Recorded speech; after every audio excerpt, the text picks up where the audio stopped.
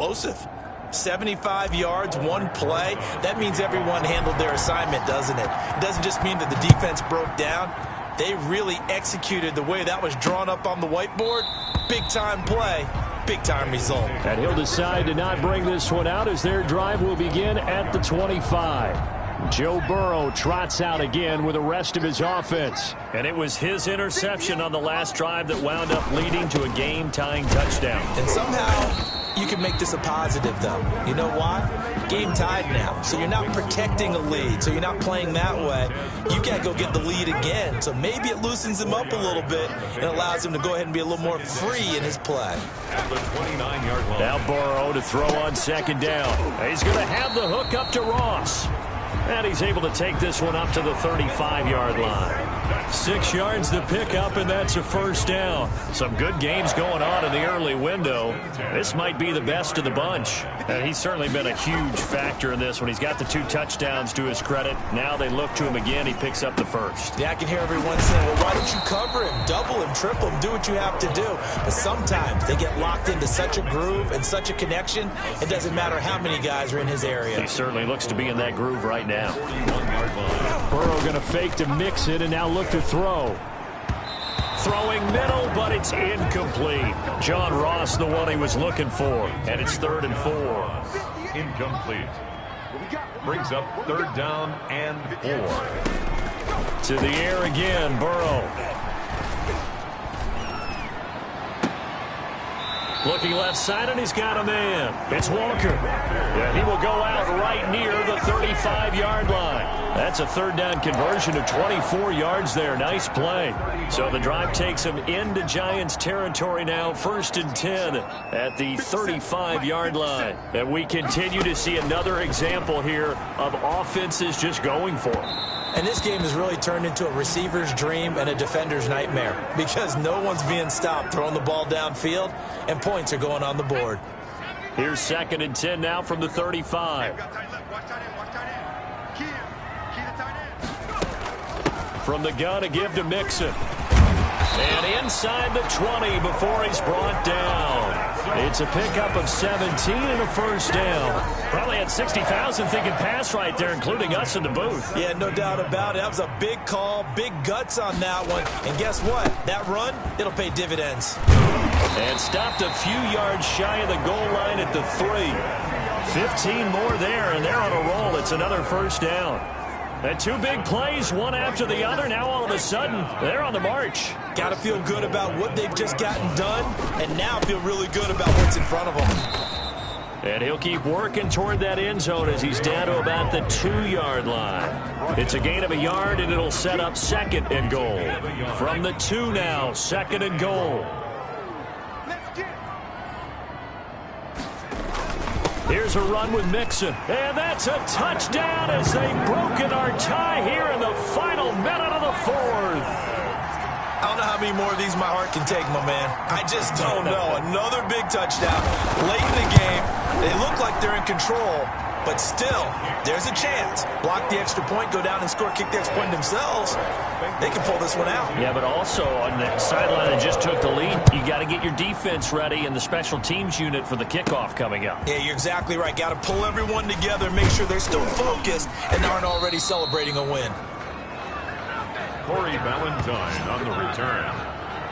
The Giants take over 1st and 10. The Giants now down on the scoreboard. 46 seconds to go. They've surrendered a double-digit lead but can rescue themselves late as they come up on 1st down. He's going to take off with it. And that's caught inside the 35. How you like me now? And yes, he's into the end zone. So they get the late score they needed. And now the extra point can tie this thing up in the final minute. The receivers have been running them ragged. Maybe some tired legs in the secondary, maybe some tired legs in the pass rush. Didn't get to him, and look what resulted. A touchdown, tie game. They've got a chance to take the lead. And no sweat. He puts it through, and we are tied here in the 4th. Aldrich Rosas to kick off for the Giants. So here comes the kickoff now, all even here in this 4th quarter. And this will make it into the end zone. And with time a factor here late, he'll just take a knee and they'll put it out to the 25. The Bengals set to take over. They'd like to avoid overtime here, so maybe they can work the sidelines, but then defensively, how do they adjust to that if they do work the sideline? It's the old leverage game, and we usually talk about leverage at the line of scrimmage, right? Who's going to win with the low blocking and everything that goes along with that. But in this case, you're trying as a defender to leverage them towards the middle of the field, not let them get to the sidelines and try and tackle them inbounds in order to run the clock out. Chess match here late. Looking middle, and it's incomplete. One of his main targets, Delaney Walker, the intended receiver. And it's 3rd and short. Brings up 3rd down and 1. Throwing now is Joe Burrow. And tight coverage there. It's knocked away, incomplete. Has to be a little bit of frustration there. Back-to-back incompletions. Receivers blanketed on both attempts, this time on 3rd down. He punted 3 times in the loss last week as he sends this one away. A 40-yard punt, no return. And control of the football switching hands here with very little time remaining in this contest. And time to spotlight Golden Tate.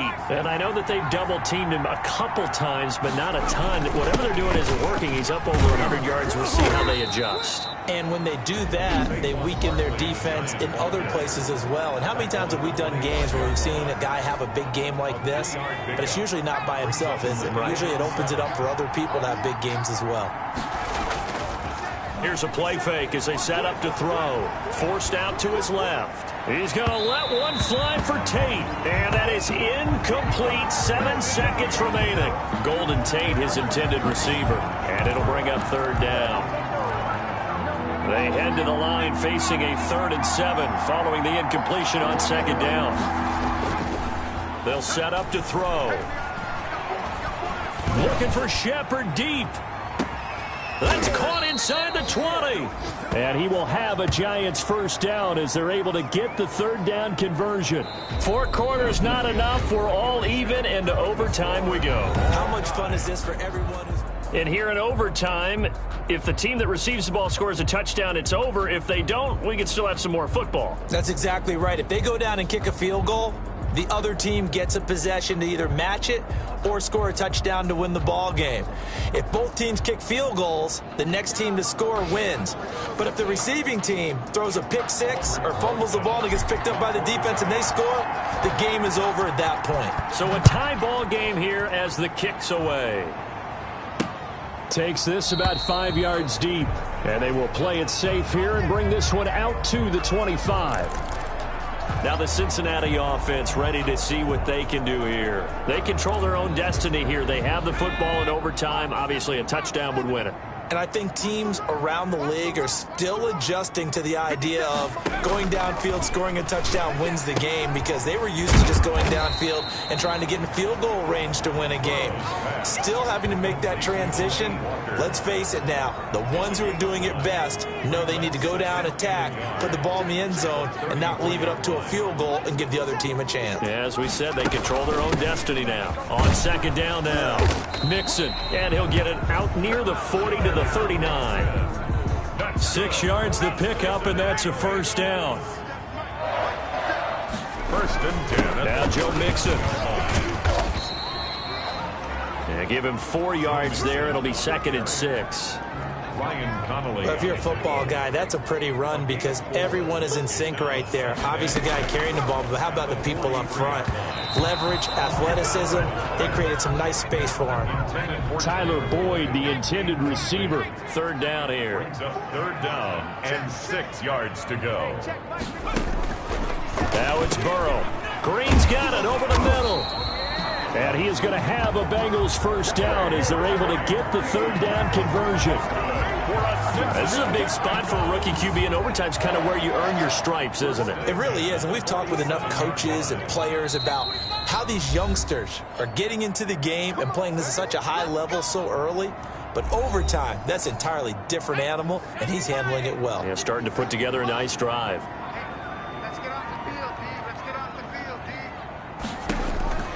first down. Here's Burrow. And this will be incomplete. Physical play on the football there, and it's second down. So now 2nd and 10 after the incompletion on first down. Burrow going to give this to Mixon. He'll get about 4 here, down to the 43-yard line. That second down play call was not to pick up the first down. It was to accomplish what they did, to get them into a manageable 3rd down, because they had the incompletion on first down, so they were behind the sticks, so to speak. They needed to make up some ground, and they did. And he'll go out of bounds after taking it a little further down inside the 40. So much about offense is what you call hidden yardage. You know, you throw the ball to someone, they catch it, and then they can make a big play. You know, they create a play, run after catch. They did a really nice job there of limiting that and keeping them from a first down. Now stopped him in his tracks. The punter Bosher on now as he gets this one away.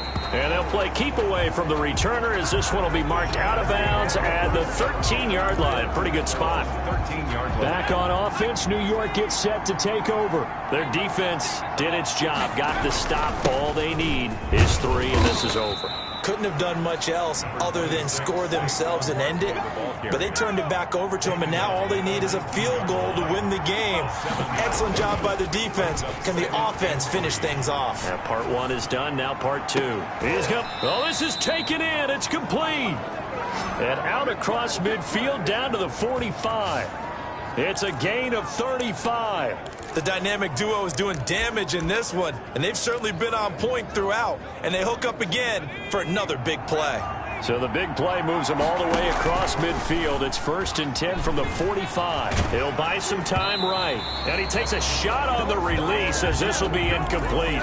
They certainly did a nice job improvising there, extending the play, hoping someone would come open downfield, but they never did. So they'll come up after the incompletion for 2nd down.